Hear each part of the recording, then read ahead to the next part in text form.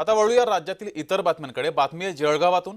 जळगावात महिलांच्या सुरक्षेचा प्रश्न हा ऐरणीवर आलेला आहे। केवायसीच्या बहाण्यानं महिलेकडे शरीर सुखाची मागणी केली गेली, अन्य महिलांकडेही प्रेमसंबंधाची मागणी केल्याचा धक्कादायक प्रकार हा समोर आलाय। या प्रकरणी गोकुळ चव्हाण या आरोपीला ताब्यात घेतलेलं आहे। तसं त्या आरोपीचं नाव आहे। गोकुळ चव्हाणवर विनयभंगाचा गुन्हा दाखल झालेला आहे आणि पोलीस या प्रकरणी अधिक तपास करतायत। जळगावामध्ये हा धक्कादायक प्रकार घडलाय।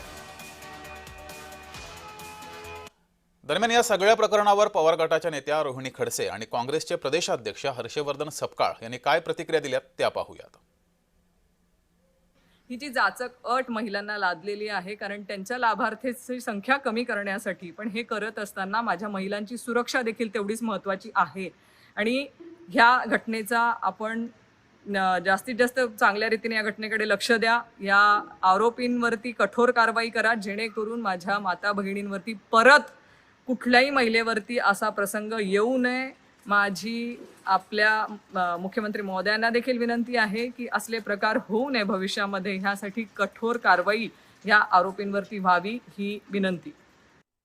हे बदमाश सरकार आहे आणि या सरकारकडून कुठे ट्रक पेट्रोलची घटना लष्करी सामानात घेऊन जात असताना ट्रक पेट्रोलची घटना जशी झालेली आहे, तशाच पार्श्वभूमीवर अशा अत्यंत किळसवाण्या घटना या घडत आहे। त्यामुळे खराब प्रवृत्ती या सरकारच्या माध्यमातून कुठेतरी बळावलेली आहे, हेच या प्रकरणाच्या माध्यमातून दिसून येतं।